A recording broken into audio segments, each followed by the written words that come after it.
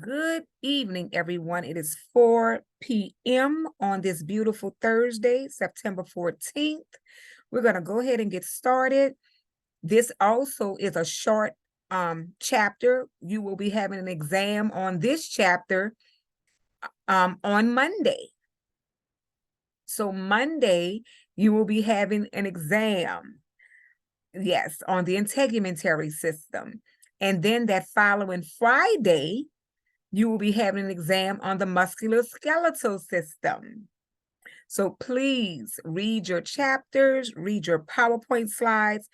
You remember I said this is a 40-day module. So quite a few of the chapters are very, very swift. It's really, really quick. So it's only so much information you would need to know for each of these chapters. Due to a lot of the information, a lot of the things that's covered, the doctor is responsible for. Your portion and your part is knowing how to code from these sections. So just remember that the measurements, like with the integumentary system, you're never going to be responsible for that. So just want you all to know part of it.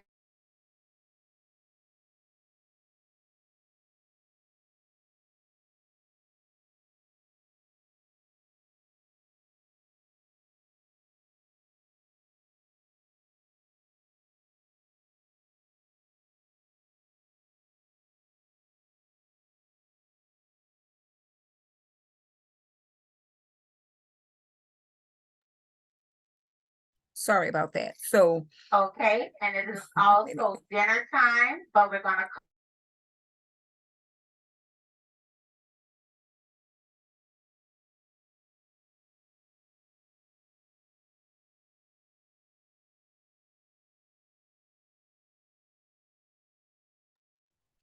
sorry about that. So just remember, a lot of the information that you are covering now, you're only responsible for that coding part of it. You're not responsible for a lot of the information. So that's why the chapters are very short, and you're only going to be provided with the information that you would need to know as a biller and coder. So we're going to go ahead and get started. I'm going to share my screen.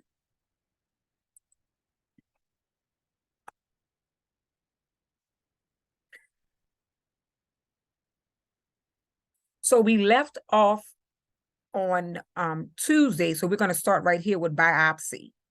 And like this information, the need to know for this information is because you have to know how to code. And remember, I said, always make sure in your manuals and your textbooks, you're always reading the coding shots. That's very, very important information and helpful information when it comes to the coding part of it. So it says biopsy. Biopsy is a term applied to the procedure of removing tissue for histopathology study of microscopic tissue changes. So you know with this, you won't be doing any of this. This is the doctor. But the portion that you would have to know from this is when they're doing all this on how to code, when it's time to code the information, code the procedure. Removing a tissue sample of a lesion may be by needle aspiration. That's the needle inserted for sampling of cells. Incisional biopsies, open, sharp, and partial removal, or by excisional biopsy, complete removal. You would not report both a biopsy and an excision performed at the same time as the biopsy is bundled into the excision service. For CPT lesion biopsy codes, only a portion of the lesion and some of the surrounding tissue is removed. That will always be in your documentation in the medical records, how much was removed, what it is, and then you would code from there. The section of surrounding tissue, the margin, is included so the pathologist can compare the normal tissue to the lesion tissue and note the differences. All of this is done by the doctors and the pathologists. Your portion is you're going to be coding. So in the coding shot, it says, included in the biopsy codes are codes for biopsies of mucous membranes. A mucous membrane is tissue that covers a variety of body parts, such as the tongue and the nasal cavities. All of that will be in the medical record on what you will be coding. Many methods are used to obtain biopsies. The method chosen is determined by the size and type of the lesion and the physician preference. Common biopsies methods are scraping, cutting. Now this, make sure you highlight this. This is on your exam. And it will say, like they have on here, common biopsy methods. So remember, these are the common methods: scraping, cutting, and the punch. A punch biopsy is illustrated in figure 14.8 and is used in excise a disc of tissue. So let me go down so you can see this picture if you don't have your book. A punch can also be used in the excision of the entire lesion. So just because the medical record refers to the use of a punch, it does not mean that a biopsy was performed. So that's why it's so important to read in its entirety the medical record. So it tells you again, just because the medical record refers to the use of a punch, it does not mean that a biopsy was performed. So in that documentation, that medical chart, you want to make sure that you're reading everything that's stated, and if it will state that a biopsy was performed, because just because that punch was given doesn't mean that a biopsy was performed. And this is what it looks like when it says that punch. Look at that diagram in 14.8. Biopsy sites do not necessarily have to be closed. Some are so small that they will close readily. Other sites use large enough that closure is required, and simple closure is bundled into the biopsy codes. If closure of the biopsy site is more than a simple closure, you would report the more extensive closure separately. You will learn more about this later in this chapter. So it says on the paper CMS 1500 form, which you will be doing most of the times in billing and coding, you're going to be completing these forms, the CMS 1500 form.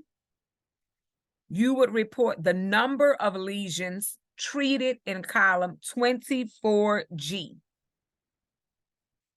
Days or units as illustrated in figure 14.9. So on that CMS 1500 form, for those of you who are new, we're going to be getting to that in some other chapters. If you haven't covered that, it's going to tell you how many, that's where you report the number of lesions when you account them, and that information will be in the medical record as well. So on here, make sure you read your cautions. Always read the caution. It says, do not, y'all need to highlight this, write this down. This is also on your exam. In the caution, do not assign modifier 51 with these biopsy codes as 11102, 11104, and 11106. Report a single lesion, while the 11103, 11105, 11107 are add-on codes for each additional lesion. An example of correct coding for these tangible biopsies could be 11102 for lesions 1 and 11103 for times 2 for lesions 2 and 3. So remember, every time it's a different lesion, and it's not going to have all the lesions. You're going to report them separately for each additional lesion. So make sure that you do understand how you do this, because you will be coding for this. You will have to know how to count and how to code for the lesions. Any questions? Next. So it is showing you how it will be coded and listed on a CMS 1500 form. Skin tags. You will be doing this as well with billing and coding. Your skin tags. 1 minute again. They're doing first and second floor So, staff excuse members me. who are staying for the conferences. Please go to the please go to the library for your dinner. First and second floor staff members, please go to the library at this time. Thank you. Yes, sorry about that. So skin tags. You will be responsible for knowing how to count the skin tags and how to code the skin tags. Skin tags are flaps of skin, benign lesions. So remember, that could be a true, false. Skin tags are flaps of skin. They are benign lesions that can appear anywhere, but most often appears on the neck or trunk, especially in older people. Skin tags are removed in a variety of ways: scissors, blades, ligatures, electrosurgery, or chemicals. Scissors removal of a skin tag is illustrated in figure 1410. Scissoring is often used for tissue column lesions. The forceps grasps the column and the physician snips the lesion off at its base. Closures is achieved by using sutures or an aluminum chloride solution. In ligature strangulation, a thread is tied to at the base of the lesion and left there until the tissue dies. The lesion then drops off. Whatever method of removal is used, simple closure is included in the skin tag codes. As in any local anesthesia that is used, also note that the codes 11,200 to 11,211, 201, are based on the first, this is important, remember with the skin tags, it's based on the first 15 lesions and then on each additional 10 lesions. So remember, also note that the codes 11200, 11201, with those codes, they are based on the first 15 lesions and then on each additional 10 lesions come to the library at this or time. part thereof. Also, all staff members, please remember Let's see, to 1 minute. clock out After and the then first sign 15 the sign-in sheet on the next to CMS the 1500 claim on form, the second floor. report the number of Please lesions be sure treated to in sign 24G. in on the sign-in sheet next to the kiosk on the second floor. Thank you. Days or units.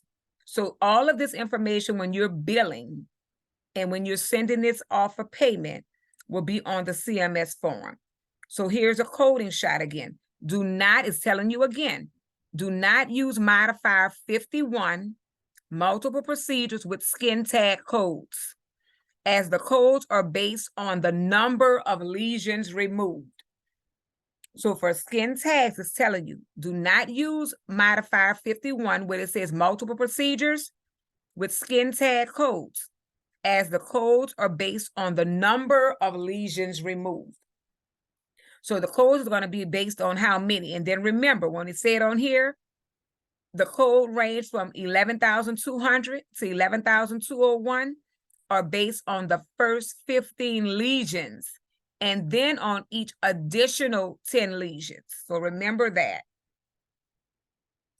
And they're showing you in these diagrams here, A is a skin tag, B is with scissors removal on how they would cut that tag, that skin tag.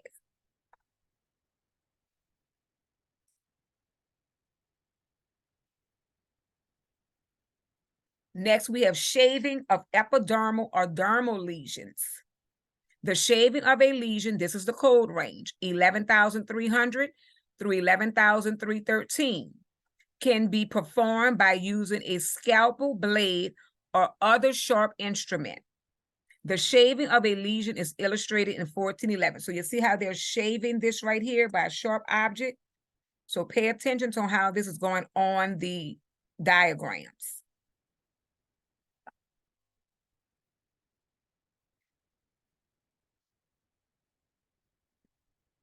So this part, I don't have to go through with you. It's just saying the blade is held horizontal. You will not be doing these procedures.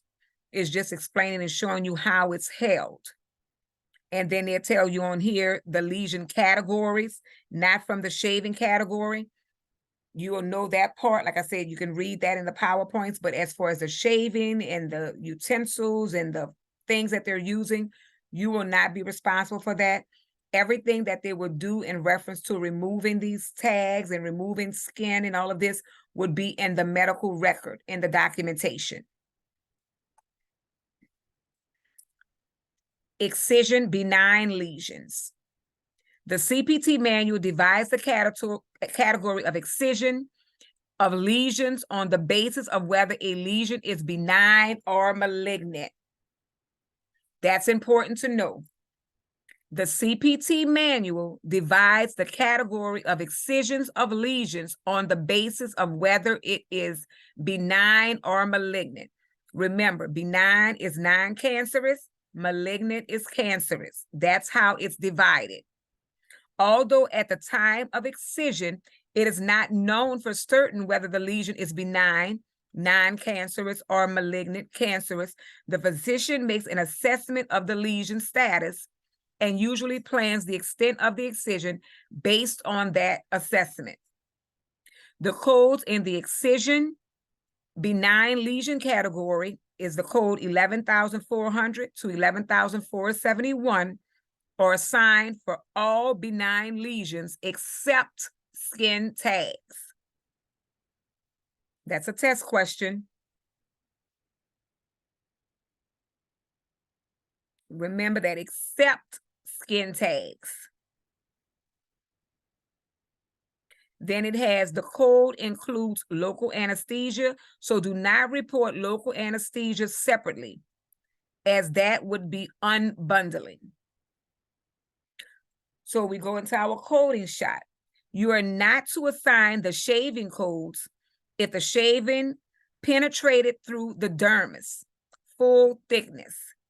Full thickness shavings are to be reported with the excision codes found in the excision benign lesions or excision malignant lesions.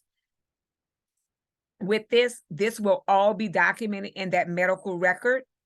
It will let you know if it's benign or if it's malignant, so don't be too scared with this. All of this information would be documented in the medical record. You would need to know, though, what is that code range for excision. If it was excision or incision, that's the part that you would need to know as far as coding. The codes in the excision benign lesion category are based on the location of the excision. Example, trunk, scalp, ears, etc.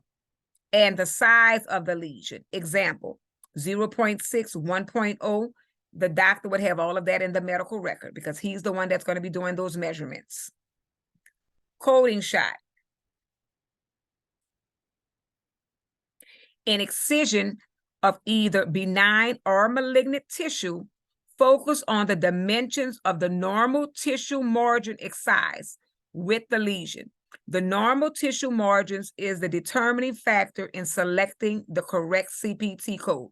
So when that doctor has that dimension in writing, that's what you're going to be focusing on to get the correct code.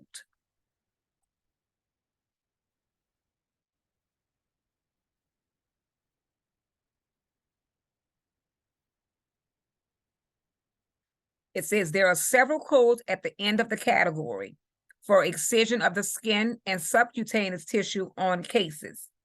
So on here, you see how all the different tags they're showing you, all of the different things. So with a certain number, you're going to code the number, but it determines, the doctor will determine if he's going to remove them and what process he will remove them in.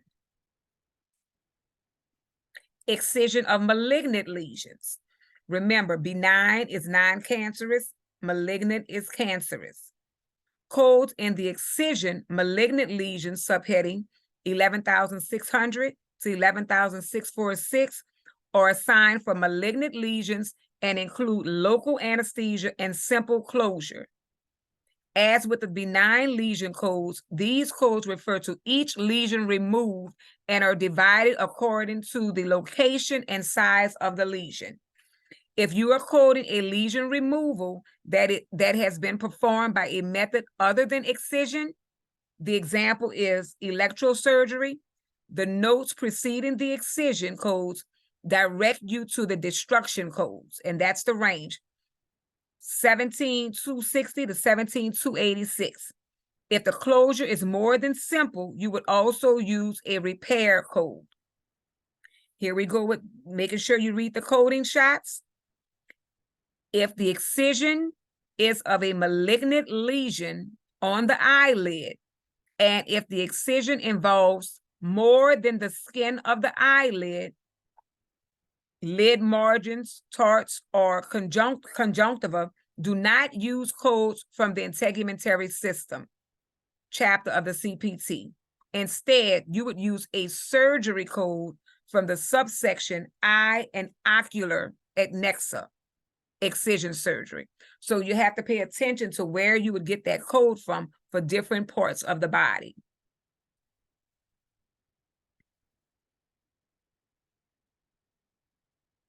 And they're showing you different tags, different skin tags, how they're removed, what type, what function, but you would not be responsible for this. The doctor would be responsible for removing these tags. Somebody says,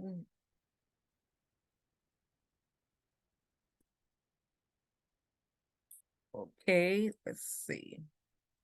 So we're going to go now to our PowerPoint slides. Skin tag removal. Remember, any skin tag removals are from this section, 11,200 to 11,201. This benign lesions, removed with scissors, blade, chemicals, electrosurgery, etc. Do not use modifier 51. So remember, this is with skin tag removals. Do not use modifier 51. Codes indicate number up to 15, and each additional 10 lesions are part thereof. This is on your exam. Shaving of lesions, we went over that, but make sure you go through your PowerPoint slides so you can get a better understanding. Benign malignant lesions, codes divided. They're divided if it's either benign, which is non-cancerous, or malignant, cancerous. Physician assesses lesions as benign or malignant. So that will be in the medical record. Codes include local anesthesia and simple closure. So with this, with benign or malignant, it's going to include local anesthesia and simple closure. Report each excised lesion separately. Lesion is removed and the excision extends down to the flat. Full thickness removal. So this is with benign and malignant lesions. Nails. So with nails, this is the range, 11,719 to 11,765. Both toes and fingers. Types of services: trimming, debridement, removal, biopsy, repair. So make sure again that you're reading under the grade section, you're reading in that grade section under your PowerPoint slide. Code 11,719 covers the trimming of one or many fingernails or toenails that are not defective. So you're only going to use this code if they're not defective. Debridement, 11,720, covers the manual cleaning of up to 5 nails with the use of whatever tools, cleaning materials, and so forth may be required. So it's telling you the breakdown on when you would use those codes. Avulsion, separation and removal of the nail plates with the root left to regrow. Uses codes 11,730 through 11,732. The number of units treated should be identified in the units column, which is G of the CMS. So then we have, once we finish with that, we have 11,732 with a unit indicator should be used for the second and subsequent nail. The doctor will document all of that. Next, the introduction, 11,900 to 11,983. Types of services: lesion injections, tattooing, tissue expansion, contraceptive insertion removal, hormone implantation services, insertion removal of non-biodegradable drug delivery implant. So this information will be on your exam. We're going to stop here. The exam for Monday is only like 20 questions. It's only 20 questions. So please read through your PowerPoint slides. Read through your PowerPoint slides. Read through the remainder of the chapter. I will be sending some more information to you. I will send out a pre-test for you all on tomorrow on some of the questions that will be covered on your exam for Monday. So that pre-test will be an additional 100 points for those of you who need that extra credit or need some extra points or just need it, for an exam or for a lab. So that pre-test that I will be providing to you is worth 100 points. I will send that out for you all tomorrow. This is going to be for you to review and study for your exam on Monday. So you do have to answer the questions on the pre-test, but this is going to get you familiar with the test on Monday. So it's worth 100 points. It's going to be 10 questions on it. The pre-test tomorrow, you will have until Sunday to complete it, but it will be questions that will be directly on your exam. So if you do well on this pre-test, you're more than likely to do well on your exam for Monday. And then remember, you will have another exam on Friday, the musculoskeletal system. So it's going by really, really fast because it's only certain information that you all would need to know when it comes to your NCCT certification exam. So do we have any questions or concerns that anybody would like to ask at this time? So this is being recorded. I will send this out to you later on this evening so that you all can review, but please make sure that you go through the rest of this chapter. Make sure that you're reading your PowerPoint slides. Make sure that you're reading what's under the PowerPoint slides because it asks questions and it answers the questions for you on important information. So make sure you read through that. Make sure that you cover the rest of the information, do your daily assignments. I've been seeing that quite a few people are doing their daily assignments, but they're not doing their labs. You have to do the labs. If you're not doing your labs, that is truly bringing down your grade. Your labs are due on Sunday.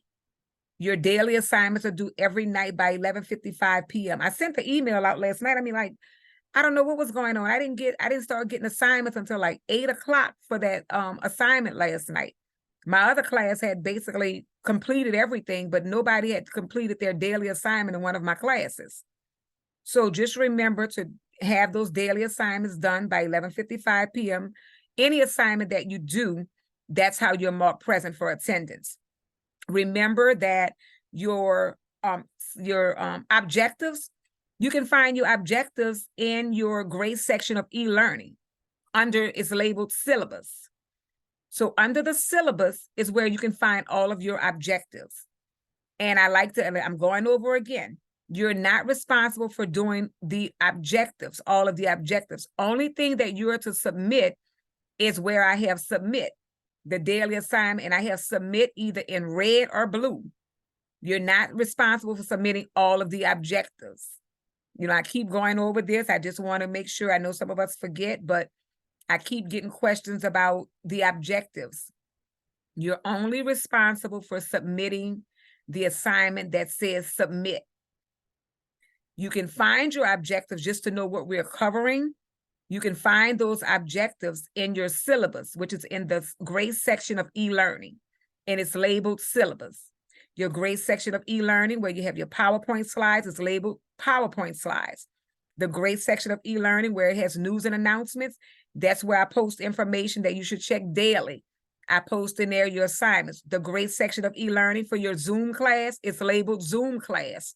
So if you ever want to go back and review some previous classes that we've held, you can look in the grade section of e-learning labeled Zoom class. So please make sure that you pay attention to the grade sections. You can click through everything that's in the grade section if you need information. So without any further ado, you all have a great weekend. Remember, your exam is on Monday. I will be sending out a reminder. I will be sending you out a pre-test tomorrow. It's 10 questions. It's worth 100 points, but it's whatever your grade is, but it's worth 100 points. And majority of those questions, your exam is 20 questions on Monday. Majority of those questions will be on that exam. So try your best to do well on that pre-test. So you all have a safe and a good weekend. And I will see you all on Tuesday, but I will be sending out some information and study information for you all for the test on Monday. Bye-bye. Enjoy your weekend. Everybody have a good one. Yes.